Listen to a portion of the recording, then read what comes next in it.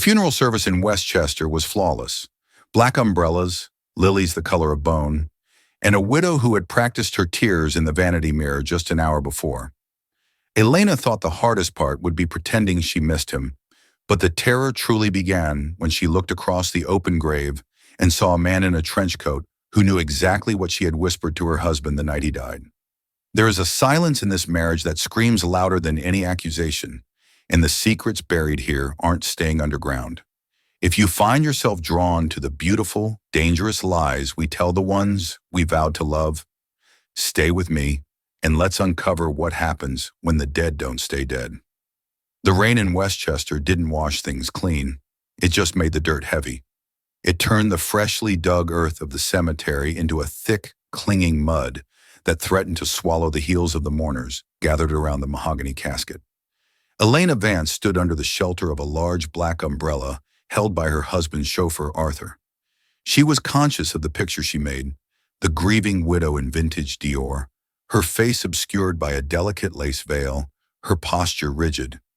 It was the role of a lifetime, and she was terrified she was overacting. "I'm so sorry for your loss, Mrs. Vance," a man murmured, pressing a cold, damp hand into hers. It was one of Julian's board members. Elena couldn't recall his name. She nodded, a tight, practiced dip of her chin. "He was a visionary," the man added, his voice dropping to a reverent whisper. He was a monster, Elena thought, the words echoing so loudly in her head she almost flinched, expecting the crowd to hear them. Instead, she whispered, "He was my world." The lie tasted like ash. 3 days ago, in the cavernous, echo chamber living room of their glass-walled mansion, the script had been different. The memory hit her with the force of a physical blow. She remembered the smell of Julian's scotch, single malt, neat, and the disdainful curve of his lip as he looked at her painting supplies scattered on the dining table. "You're mediocre, Elena," he had said, his voice devoid of anger, which made it worse. It was just a statement of fact to him. "You act like a prisoner, but you lack the courage to walk out the open door. You want the lifestyle, but you don't want the man who pays for it." That was when she had screamed it, the words that had been festering in her throat for 2 years. "I hate you. I wish you were dead. I wish you'd just drive off that bridge and never come back." He had looked at her then. Really looked at her. There was no hurt in his eyes, only a strange, calculating shimmer, like a grandmaster observing a pawn make a predictable move. He hadn't said a word. He just picked up his keys and walked out into the storm. 6 hours later, the NYPD was knocking on her door. A skid mark on the Tappan Zee Bridge, a section of the guardrail missing, the dark, churning waters of the Hudson below. "Elena!" The voice brought her back to the wet graveyard. It was Lucas. He was standing at the edge of the crowd, coat collar turned up, his hair plastered to his forehead. He shouldn't be here. It was reckless. It was dangerous. But the look in his eyes wasn't just sympathy. It was a question. "Are we free now?" Panic flared in her chest. She looked away, fixing her gaze on the casket. It was closed. They hadn't found the body yet, only the car, crushed like a soda can on the riverbed. The service was a formality, a way for New York's elite to close the book on Julian Vance so the stock prices would stabilize. As the priest intoned the final prayer, speaking of peace and eternal rest, a sudden chill that had nothing to do with the November wind crawled up Elena's spine. She felt a prickle on the back of her neck, the distinct biological alarm of being watched. Slowly, subtly, she turned her head. Across the rows of gray headstones near the tree line, a figure stood apart from the mourners. He was too far away to see clearly, obscured by the mist in the distance. But something about the posture, the rigid stillness, the way the hands were thrust deep into the pockets of a dark trench coat, froze the breath in her lungs. Julian stood that way. Julian watched that way. She blinked, wiping rain from her eyelashes, and when she looked again, the space by the trees was empty, just wet bark and falling leaves. "Mrs. Vance?" Arthur, the chauffeur, touched her elbow gently. "The service is concluding. The car is ready." Elena nodded, her heart hammering a frantic rhythm against her ribs. She looked back at the coffin one last time. She had wished him dead, and the universe had obliged. But as she turned to walk back toward the line of black limousines, the relief she had expected was nowhere to be found. Instead, she felt a heavy, suffocating dread settling over her shoulders like a shroud. Because if Julian Vance was truly dead, why did she feel exactly the way she felt when he was standing right behind her? The office of Sterling and Price was located on the 45th floor of a glass monolith in Midtown Manhattan. It was a space designed to intimidate, filled with polished mahogany, cold leather, and a view of the city that reduced millions of people to insignificant specks. Elena sat in a chair that was slightly too large for her, a deliberate design choice she was sure Julian had appreciated. Across the desk sat Arthur Sterling, Julian's personal attorney for 20 years. He was a man who looked like he had been carved out of gray slate. Gray suit, gray hair, gray eyes that betrayed nothing. He shuffled a stack of documents with maddening slowness. The silence in the room was heavy, punctuated only by the rhythmic ticking of a grandfather clock in the corner. "Elena," Arthur began, his voice dry, "I know this is a difficult time, but Julian was meticulous. He updated his will frequently." Elena clasped her hands in her lap to stop them from trembling. She didn't care about the money for the luxury. She cared about it for the escape. With Julian's fortune, she could vanish. She could go to Europe, change her name, maybe paint again. She could finally breathe. "Read it, Arthur," she said softly. Arthur cleared his throat and began to read the legalese. It started normally enough: bequests to charities, maintenance for the estates. But when he reached the section concerning the primary beneficiary, his tone shifted.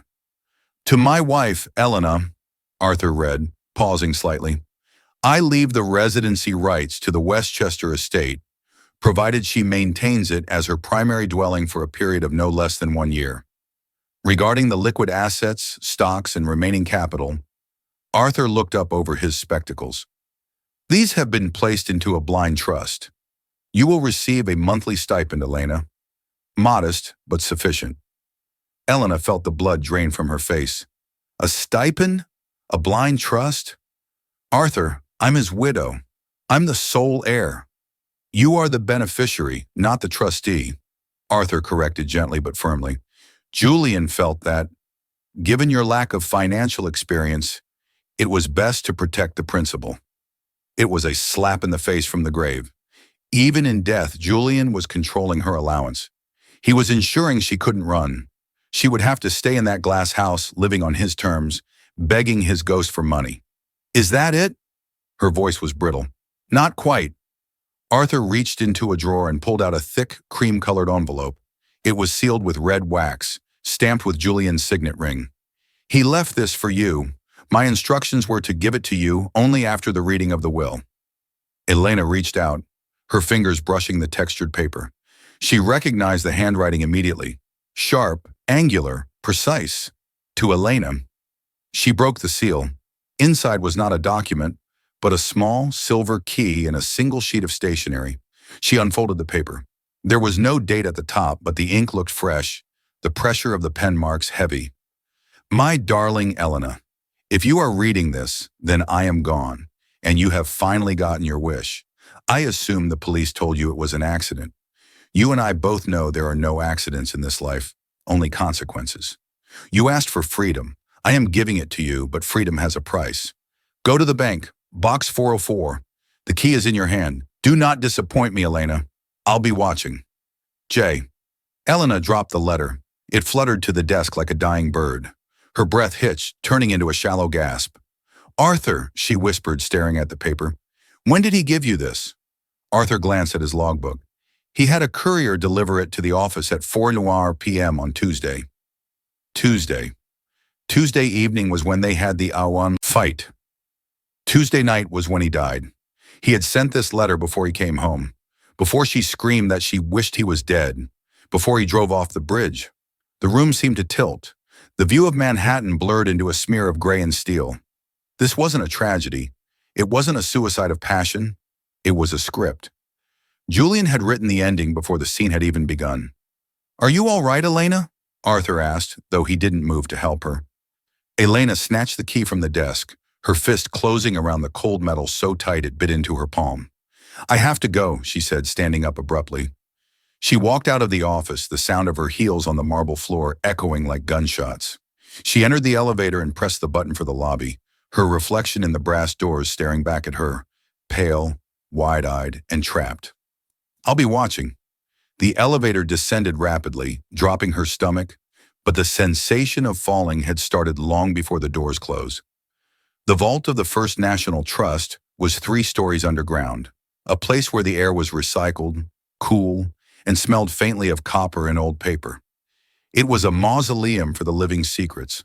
The bank manager, a woman with a tight bun and shoes that made no sound, led Elena to a wall of brushed steel drawers. "Box 404, she said, gesturing to a small square at eye level. "I'll give you some privacy." Elena waited until the heavy door of the viewing room clicked shut before she inserted the silver key.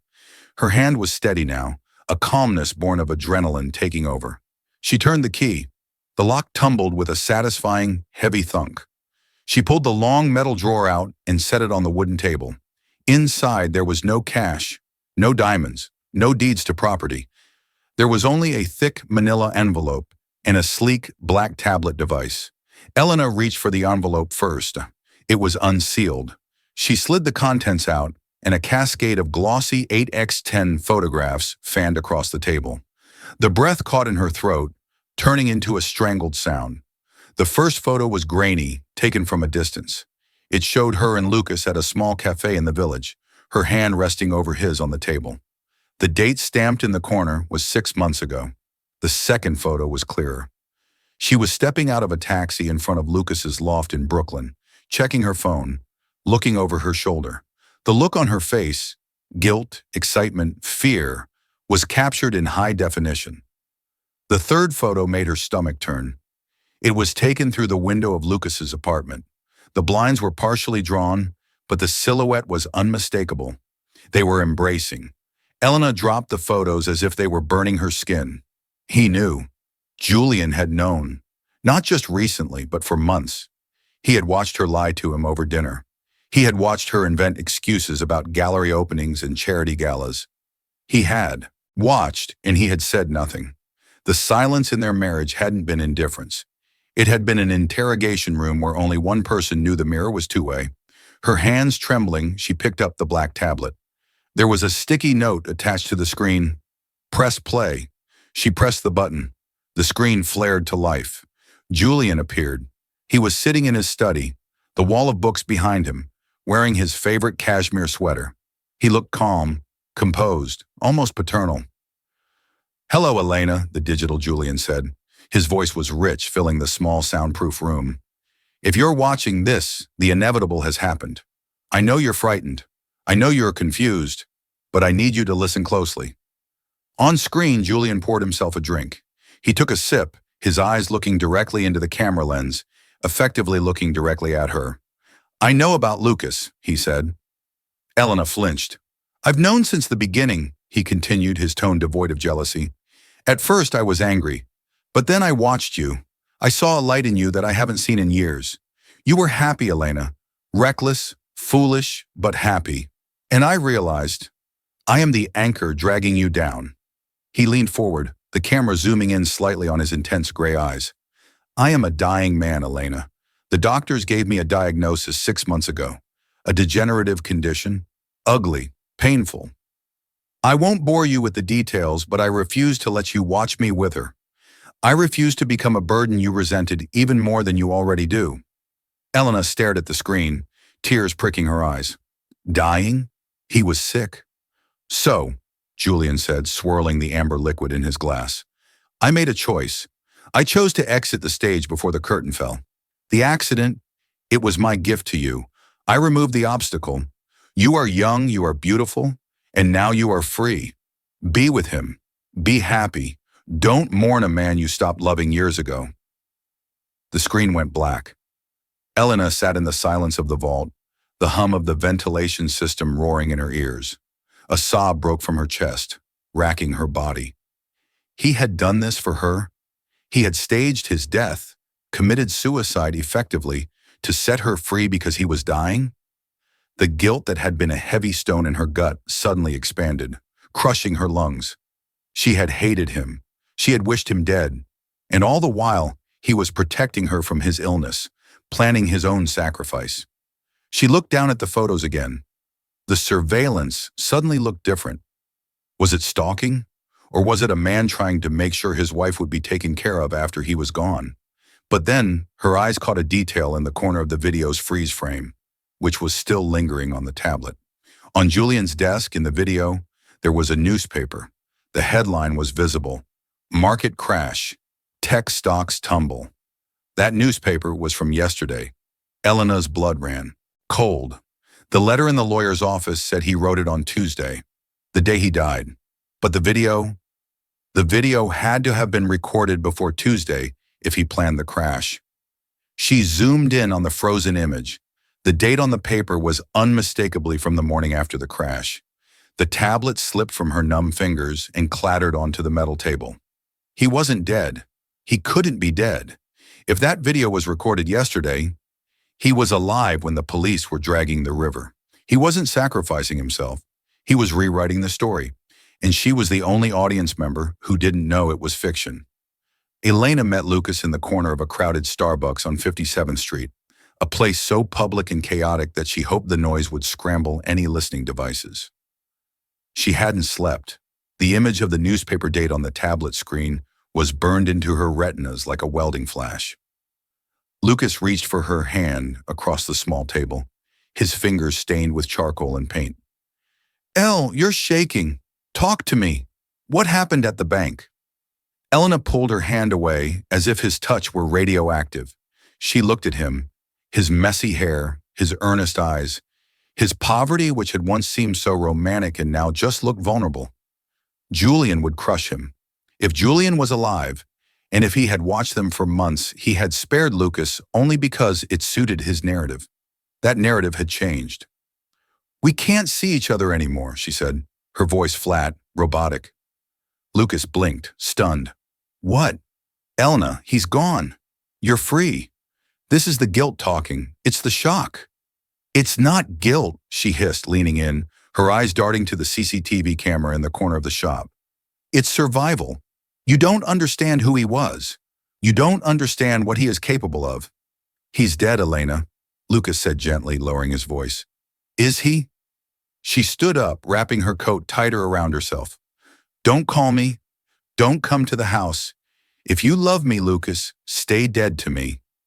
She left him sitting there, confused and hurt, and walked out into the biting city wind.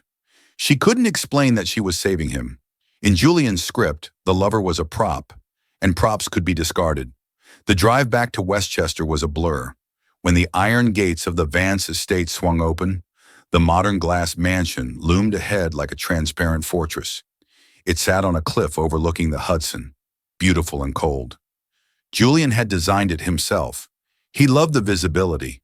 He said it meant they had nothing to hide. Elena now realized it meant she had nowhere to hide. She entered the house, dropping her keys on the console table. The silence was absolute. It was a high-tech silence, heavy with the hum of servers and hidden processors. "Lights!" she commanded softly. The ambient lighting system flickered on, cool, clinical white. Julian's preference. She preferred warm yellow.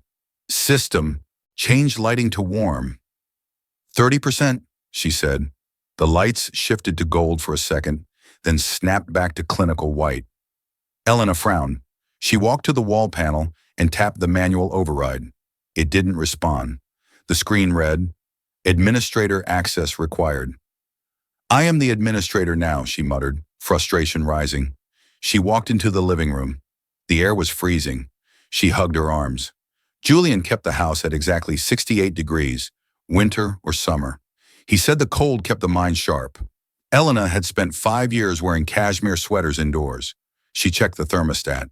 It was set to 68. She spun the dial up to 72. As soon as she let go, the dial spun itself back. Click, click, click. 68. Elena backed away, her heart thumping against her ribs. "Stop it!" The house didn't answer, but the speakers in the ceiling crackled to life. A piano melody began to play. It was soft, melancholic, and complex. Rachmaninoff, Prelude in C-sharp minor. It was the piece Julian played every Sunday evening. He would sit at the grand piano in the corner, his back to her, pounding out the heavy chords while she drank wine and wished she were anywhere else. Elena looked at the grand piano. The bench was empty. The keys were still. The music was coming from the digital library, streaming through the high-fidelity speakers in every room. "System, off!" she shouted. The volume increased. The heavy, doom-laden chords filled the cavernous room, bouncing off the glass walls. "Stop!" she screamed, grabbing a heavy crystal vase from the coffee table and hurling it at the nearest wall. The vase shattered against the reinforced glass, exploding into 1,000 diamonds. The music cut out instantly. Silence rushed back in, ringing in her ears. Elena stood amidst the shards, breathing hard. Her phone buzzed in her pocket. She pulled it out with trembling fingers. It was a notification from the smart home app. Temperature adjusted to 68 degrees. Optimization complete. Then a second notification appeared. A text message. Unknown number. "You always had a temper, darling.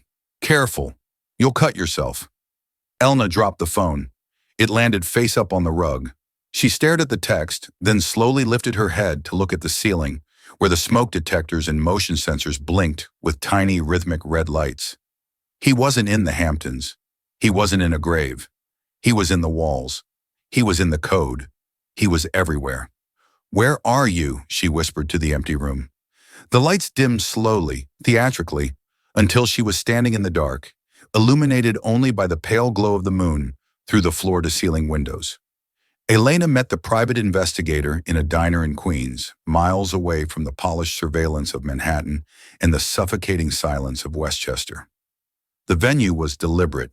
Julian despised mediocrity, and he would never look for his wife in a booth with cracked red vinyl seats and the smell of burnt grease in the air. Frank Miller was a man who looked like he had been eroded by the city, worn face, tired eyes, and nicotine-stained fingers. He didn't ask why a woman wearing a coat worth more than his car was hiring him. He just slid a thick brown envelope across the Formica table. "You wanted me to check the medical history," Miller said, his voice gravelly. "It wasn't easy. Your husband used private doctors, top-tier concierge services. HPA is a fortress for guys like him. But everyone has a price." Elena didn't touch the envelope immediately. Her hands were clasped around a mug of black coffee she hadn't tasted. "And the degenerative condition? The diagnosis from 6 months ago?" Miller took a bite of his toast, chewing slowly before answering. He looked at her with a mixture of pity and confusion. "Mrs. Vance, I went back 5 years. I got hold of his annual physicals, his blood work, even the MRI scans he had done for that skiing injury in Aspen last winter." He tapped the envelope with a callous finger. The guy was a machine. Cholesterol perfect, heart strong, neurological function 100%. There's no degenerative disease. There's not even a vitamin deficiency. Elena felt the world tilt on its axis again, but this time it didn't make her dizzy. It made her steady. A cold, hard clarity crystallized in her chest. She opened the envelope. The documents were dense with medical jargon, but the summary at the bottom of the latest report, dated just 2 weeks before his death, was clear. Patient is in optimal health. "He lied," she whispered. "If he told you he was dying, yeah, he lied big time," Miller said. "Why would a guy fake a terminal illness and then jump off a bridge? Usually people do it the other way around. Fake the death to escape the debt or the law." "He didn't do it to escape," Elena said, her voice barely audible. "He did it to watch." She remembered the video on the tablet, the sorrow in Julian's eyes, the noble tremble in his voice as he spoke of not wanting to be a burden. It was a performance, an Academy Award-winning performance designed to manipulate her grief, to make her feel guilty for ever hating him, to make her question her own sanity. If he wasn't sick, then the suicide was a sham. And if the suicide was a sham, then the test wasn't about whether she could survive without him. It was about whether she would mourn him correctly. "There's something else," Miller said, pulling a second, thinner folder from his jacket pocket. "You asked me to trace the IP address from that text message you got." Elena looked up sharply. "You found it? It's bounced through a dozen servers, Russia, Caymans, Singapore. Standard ghost protocol. But Miller smirked, a small victory in his tired face. Whoever set it up got sloppy with the GPS triangulation on the final hop. Maybe he wanted to be found, or maybe he just got arrogant. He slid a single sheet of paper toward her. It was a map of Long Island, specifically the far eastern tip of the Hamptons. A red circle marked a secluded stretch of coastline, far away from the main roads and the celebrity mansions. There's a property there, Miller explained, bought through a shell company 3 years ago. Cash. No name on the deed, just a trust called Phoenix LLC. Appropriate, right? Rising from the ashes, Elena stared at the map. The Hamptons. He wasn't in some foreign country. He wasn't deep underground. He was a 2-hour drive away, sitting in a house bought with money he hid from her, watching her fall apart on hidden cameras. The fear that had gripped her since the funeral began to recede, replaced by a burning, corrosive anger. He had turned her life into a piece of theater. He had played God with her emotions, her guilt, and her future. She reached into her purse and pulled out a stack of cash, the retainer Miller had asked for. She placed it on the table. "Thank you, Mr. Miller," she said, her voice devoid of the tremor that had been there when she walked in. "What are you going to do?" Miller asked, eyeing the money but looking at her face. "If he's alive, you should go to the cops. Let them handle it." Elena stood up, buttoning her coat. She looked at the map one last time, memorizing the coordinates. "The police deal with laws, Mr. Miller," she said, her eyes cold and dry. "This isn't a legal matter anymore. It's a marital one." She walked out of the diner, leaving the medical records on the table. She didn't need proof anymore. She needed a car, and she needed to drive east. The widow was done grieving. The Hamptons in November was a graveyard of summer dreams. The mansions that lined the ocean were shuttered and dark, their pools drained, their manicured lawns turning brittle and brown under the salt spray. The Atlantic Ocean was a churning slab of slate gray, violent and loud. Elena drove the rental car, a nondescript sedan that smelled of stale pine air freshener, down a narrow private lane off Dune Road. The GPS coordinates Frank Miller had given her led to the very end of a spit of land, isolated from the rest of the world by dense scrub oak and high sand dunes. She killed the headlights a quarter-mile out. The gravel crunched softly under the tires as she rolled to a stop behind a cluster of wind-twisted trees. She stepped out into the biting wind. It whipped her hair across her face, which stinging her cheeks, but she felt strangely numb to the cold. Through the gaps in the dunes, she saw it. The house wasn't a cottage. It was a modern fortress of concrete and glass, cantilevered over the edge of the dune as if defying gravity. It was unmistakably Julian's taste, brutalist, imposing, and devoid of warmth. Light spilled from the floor-to-ceiling windows, cutting sharp yellow rectangles into the darkness. Of the beach. Elena moved forward, her boots sinking into the sand. She felt like a thief, or a ghost haunting her own life. She skirted the perimeter, keeping to the shadows, her heart hammering against her ribs, not with fear, but with a sickening anticipation. She reached the side of the house. The deck was expansive, empty save for a few sleek lounge chairs. She climbed the stairs silently, the roar of the ocean masking the sound of her footsteps. She pressed her back against the cold concrete wall and inched toward the massive glass pane that looked into the main living area. She held her breath and looked inside. The interior was warm, lit by the soft glow of a fireplace that stretched the length of one wall. Jazz music was playing faintly. She could feel the bass vibration through the glass. And there he was. Julian Vance was standing at a kitchen island made of black marble. He was wearing a white linen shirt, sleeves rolled up to his elbows, and dark trousers. He didn't look like a man wasting away from a degenerative disease. He didn't look like a suicide victim. He looked magnificent. He was chopping vegetables. The rhythm of the knife was precise, methodical. Chop, chop, chop. He paused to reach for a glass of red wine, taking a long, savored sip. He looked relaxed, healthier than she had seen him in years. His posture was erect, his movements fluid and strong. Elena felt a bile rise in her throat. He was cooking dinner. While she had been standing in the rain at his funeral, staring at an empty coffin, he had been here, perhaps drinking that same vintage. While she had been crying in the shower, terrified of the silence in their Westchester home, He had been listening to jazz. While she had been reading his letter about sacrificing himself for her freedom, he had been buying groceries. It wasn't just a lie, it was a dissection. He had cut her open to see how she worked, to see if she would bleed the way he wanted her to. Julian set the knife down and wiped his hands on a towel.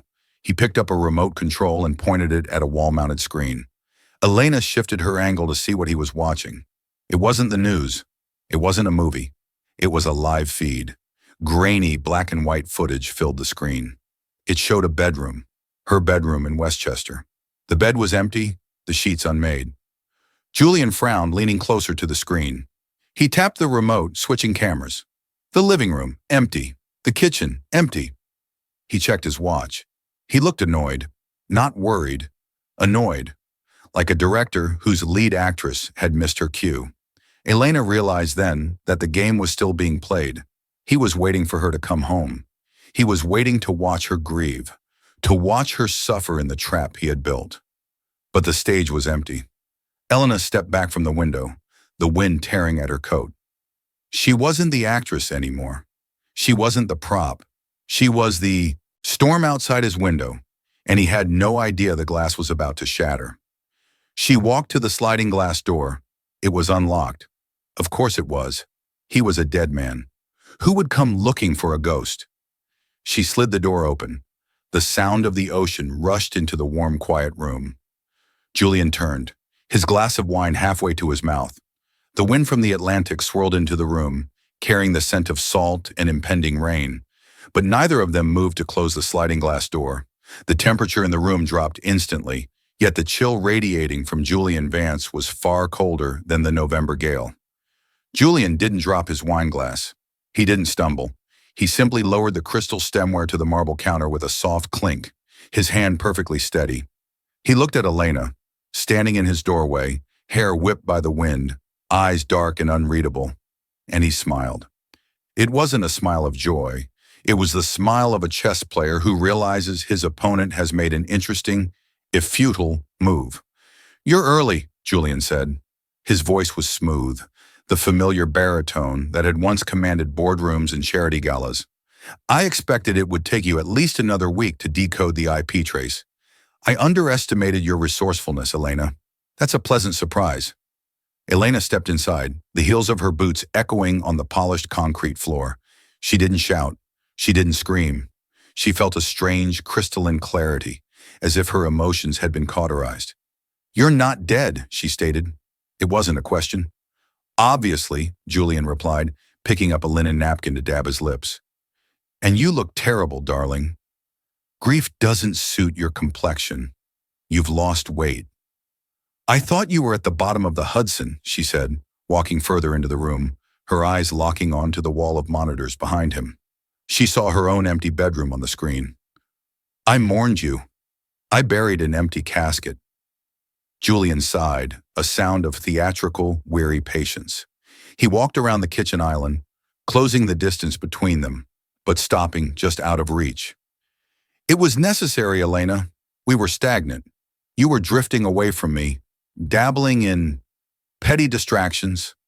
He glanced meaningfully at the surveillance screen, a subtle jab at her affair with Lucas. "I needed to reset the board. I needed to know if you still had the capacity to feel something for me, even if that feeling was loss."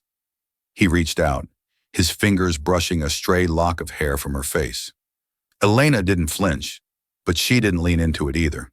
She stood like a statue. "And the illness?" she asked softly. "The degenerative condition? The noble sacrifice so I wouldn't have to watch you die?"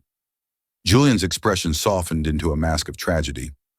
"A metaphor, Elena. Our marriage was dying. I was dying inside it. I wanted to give you a choice, to let you go, or to see if you would come looking. For me, and here you are. You came." "I didn't come for you," Elena said. She reached into her coat pocket and pulled out the folded medical report Frank Miller had given her. She tossed it onto the black marble counter. It landed next to his wine glass. "Dr. Aris confirmed your clean bill of health 2 weeks ago, Julian. Perfect heart, perfect brain. You aren't sick. You're just a liar." For the first time, the mask slipped. A flicker of genuine irritation twitched at the corner of Julian's mouth. He looked at the papers, then back at her. The warmth vanished from his eyes, replaced by the flat, shark-like gaze she recognized from his business dealings. "You went through my medical records," he said, his voice dropping an octave. "That is a violation of privacy. And that," Elena pointed to the wall of screens displaying her private sanctuary, "is a violation of a human being." "I watched over you," Julian snapped, his composure cracking. "I protected you. Do you think that boy, that painter, could take care of you? I saw how you looked at him. I saw the boredom in your eyes when you were with me. I staged this to remind you of what you are without me. Nothing. You are a widow with a stipend. Without me, Elena, you don't exist." "I existed before you," Elena said, her voice gaining strength, "and I certainly exist now." She walked over to the wall of monitors. Julian watched her, his body tense, ready to intercept. But he hesitated. He was unsure of this new version of her.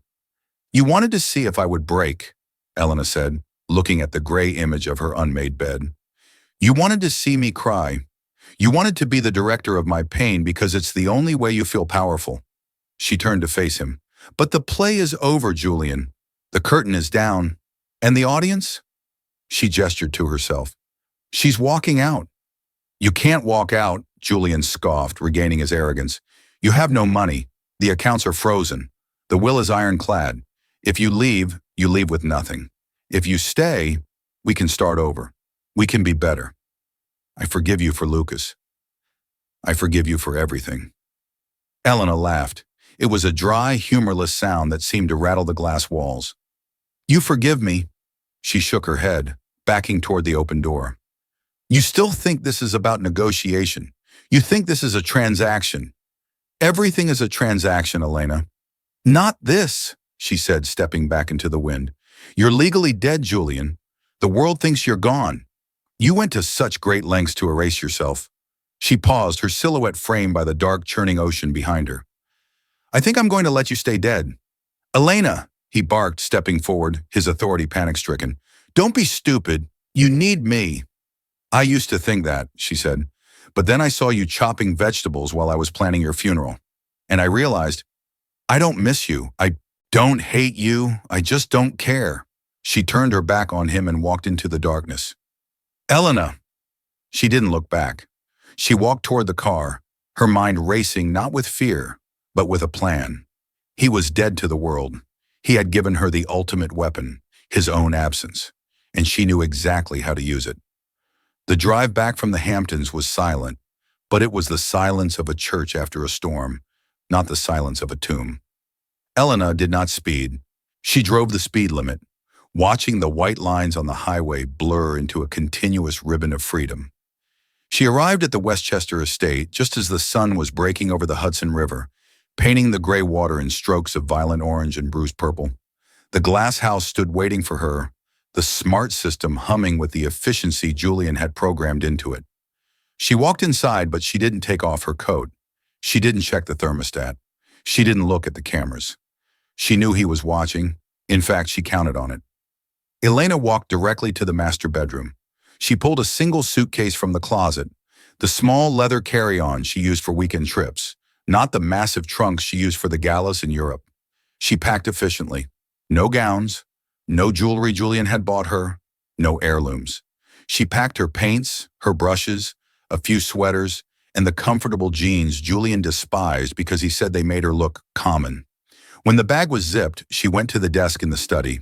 She pulled out a sheet of heavy cream-colored stationery, the same stock Julian had used for his farewell letter. She uncapped a pen and wrote, "To the late Julian Vance, I read your will. Now read mine.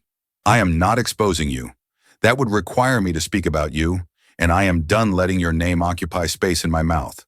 If you come back, you will face the SEC for stock fraud and the police for faking your death. You will lose the reputation you value more than your life. If you stay dead, you keep your dignity, but you lose your life. You lose the company, you lose the house, and most importantly, you lose the audience. There is no one left to watch. The key is in the envelope. I'm leaving the estate. The stipend is enough for where I'm going. Don't come looking for me. I'm the only person who knows you exist, Julian. To the rest of the world, you are a tragedy.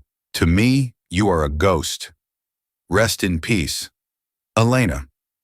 She sealed the envelope and addressed it simply to Phoenix LLC, Dune Road. She would drop it in the mailbox on her way out of town. She walked to the center of the living room and looked up at the hidden camera lens in the smoke detector. She didn't smile. She didn't flip it off. She simply looked through it, past the glass and the wires, imagining Julian sitting in his bunker in the Hamptons, staring at his screen, impotent and alone. She slid her wedding ring off her finger. It was a 5-carat diamond, cold and heavy. She placed it on the glass coffee table. It made a sharp click against the surface. Then Elena turned and walked out the front door. She got into her car, not the limousine, but her own small sedan. As she drove through the iron gates, she didn't look back at the architectural masterpiece on the cliff. She didn't think about Lucas, who was a symptom of her loneliness, not the cure. She didn't think about the millions of dollars in the trust fund she was leaving untouched. She rolled down the window. The air was cold, biting, and smelled of dead leaves and river water. It smelled real. Elena merged onto the freeway, heading north, away from the city, away from the ocean, toward mountains she hadn't seen in years. She turned on the radio. It wasn't jazz. It wasn't Rachmaninoff. It was just static for a moment, until she tuned it to a classic rock station, playing something loud and unrefined. She turned the volume up. Behind her in the Hamptons, a man watched a screen go dark as the car drove out of frame. He was the king of a silent kingdom, a master architect trapped in a house with no doors, buried by the weight of his own cleverness. Elena Vance was gone, and for the first time in her life, the road ahead was entirely unscripted.